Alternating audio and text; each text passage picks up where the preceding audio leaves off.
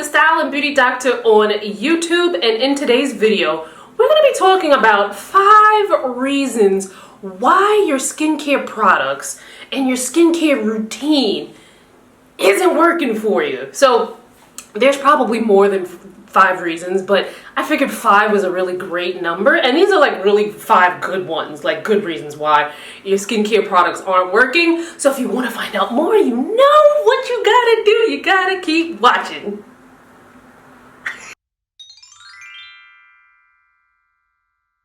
Now, these aren't in any particular order, but I'm going to number them because I find that numbers help you to transition through the video better. So, 1, your skincare products are not working because you aren't working. Like, you're not putting in the effort. The relationship you have with your skin is much like any other interpersonal relationship. You have to put in work. You have to work at it, and you have to be consistent. So I find that a lot of times people aren't consistent, especially when it comes to treatment products, because washing your face and remembering to take care of your makeup can come easy to some people, but being diligent to put a treatment product on, you know, every night for 6 to 8 weeks, or in some cases 8 to 12 weeks, sometimes that can be a lot for people, but you gotta be consistent, because if you're not, your products aren't gonna work. Another thing is, you gotta read the label too. You know, a lot of people like to take a new skincare product and they're like, oh, this product, I'm just gonna, you know, put it on style. You gotta read the directions, guys. They're there for a reason. So the directions are gonna tell you how much of the product you should be using, how often you should use the product, when you should use the product, because there's some products that you should use during the day, some you should use at night, some that you shouldn't use during the day, you know, vice versa. Make sure you read the directions, they'll let you know. And then the directions will also let you know, in most cases, when you can start seeing results from the product. So your skincare products may not be working because you ain't working. Okay, number 2. Another reason why your skincare products may not be working, your skin has changed. You know, if this scenario sounds familiar. So you're like, you know, I was using that moisturizer and I've been using it it was my faithful moisturizer for the last 10 years. And then one day it just stopped working. Well, your skin goes through some changes as we get older. So for instance, take me, for example. In my 20s and in my teens, I had very oily skin. My skin is still oily now at 37, but it is not as oily as it was back then. And the reason for that is, as we get older, there's some changes in the skin. There's changes in your hormones. So the skin is not as oily. So if I were to use some of the products, let's say for instance, I got a pimple and I'm like, you know what, let me go and get that Clearasil, because when I was 17 and I had that pimple at one time, that Clearasil, that was my joint.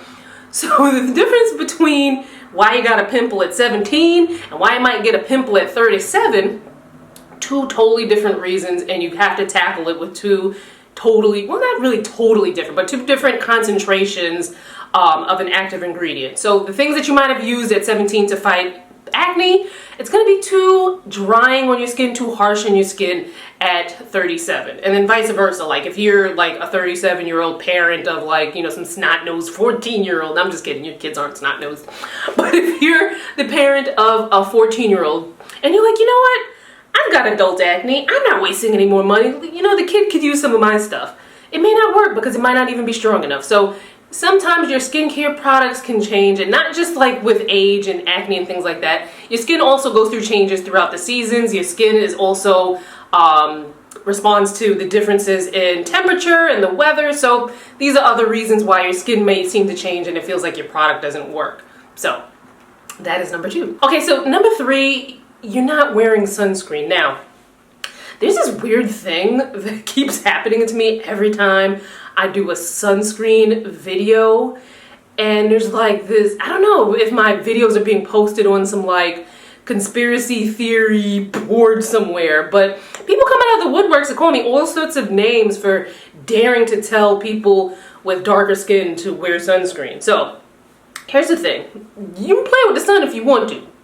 Like, I'm gonna put on my sunscreen, you going over there and you think that you're gonna play around with that big sphere in the sky that is made of like million degree gases. You go ahead and play with that if you want to. Me, I'm gonna put my sunscreen on. So another reason why you want to put on sunscreen, and it's not because like people don't want to get darker and they're not like accepting of their blackness, like at least that's not why I wear sunscreen, but a lot of products make the skin more susceptible to sun damage. For instance, AHAs.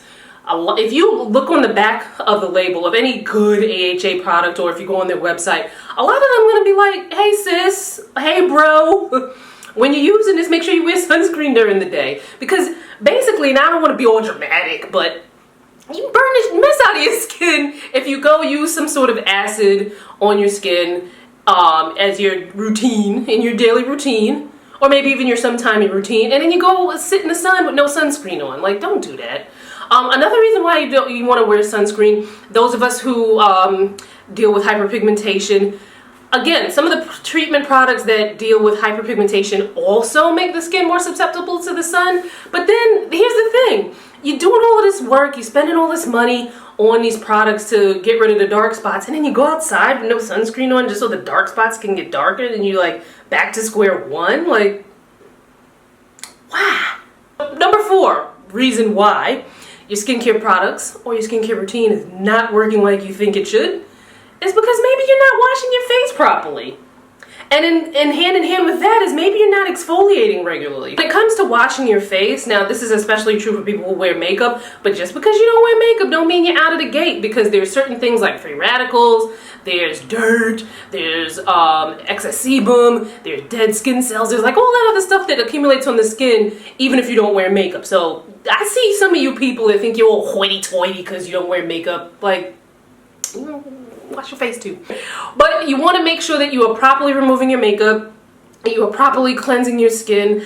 I like to use the Clarisonic I still use the Clarisonic, but there are other devices that you can use out there and to make sure that you are properly cleansing your skin. My dermatologist likes one. I think she said, what did she call it? The puff something.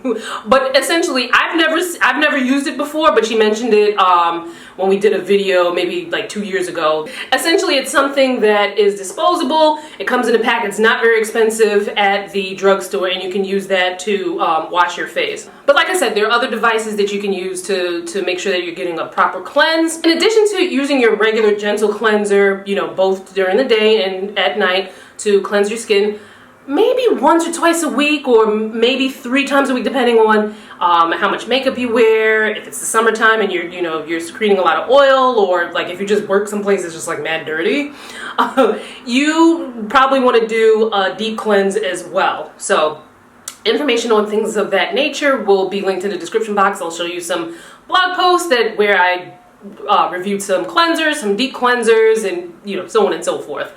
Also, in addition to that, you want to make sure that you're exfoliating. Now, exfoliating can come in 2 different forms. There's the physical and there's the chemical. And guess what? I broke it down on my blog, so make sure you check that out in the description box. But if you're not exfoliating regularly, what could happen is, your skin is always repairing itself, and sometimes it leaves a layer of dead skin cells. And those dead skin cells, on a younger, vibrant, well-working skin, it regenerates fast enough so that those dead skin cells, eventually fall off. But as we get older, if you have a drier skin type, or depending on the environment you live in, that process can be a little bit slower, and then you have all that accumulation, and it just kind of like just stays there. So what happens is with exfoliation helps to rid the skin of that and other things that just play hating on your ability to be radiant and shine. Not shine as in grease, but shine as in radiance. Because what happens is that accumulation of dead skin cells and the dirt and the oil and so on and so forth can clog your pores, can cause some other issues, and then you're looking dull, you might be breaking out, and it's all because you didn't exfoliate. And if you've never exfoliated before, and you're like, oh my God, what should I do? I would definitely recommend looking up an esthetician, a well-trusted esthetician in your area, especially someone who has worked extensively and has the receipts that they have worked on a deeper skin tone, because that's important as well. All right, and number 5, my last reason in this video, but of course not the last reason altogether, you know, universally why your skincare routine may not be working. Number 5 is you don't see a dermatologist. Now, here's the thing with going to see a dermatologist. Now, I realize things like insurance and premiums and co-pays and maybe you don't have insurance, and you know, I realize that those are factors that play in, and simply telling someone to just go to the dermatologist in many cases is easier said than done. But when you look at it from a standpoint of, if you're someone who's already dishing out so much money on skincare products, and you're buying all these products, and you're trying all these treatments, and you're watching this one's YouTube channel, and oh, they used, you know, baking soda and Elmer's glue to get rid of their acne, so I'm gonna try that too. Like, if you're doing all of these things and you're not seeing improvement, or you just like made the situation worse, when you factor all that in and all that time wasted and all that money wasted, sometimes that energy is probably better spent in a dermatologist's office. So look up dermatologists in your area that treat skin of color.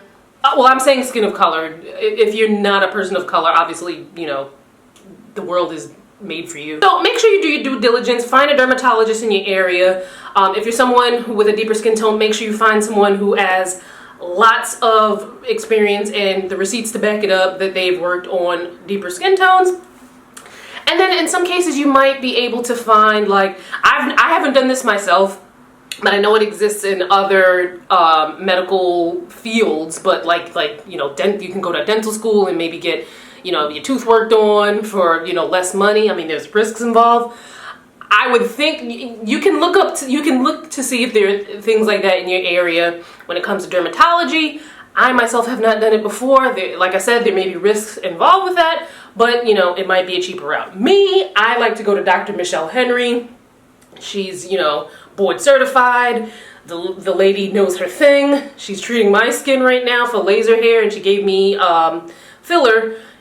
And I know a lot of people whose skin she's worked on, you know, people who've had severe acne and hyperpigmentation, and she even does the thing where she can bring your edges back. So she's like the bomb. So check her out. That's who I like to use in New York.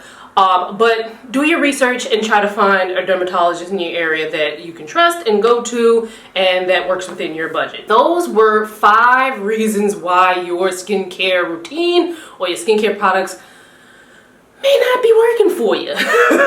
Leave me a comment below. Be honest. Were you doing one of the things that I mentioned in the video? Be honest. Leave me a comment below. Or, like I said before, these are only 5 because I just like the number 5.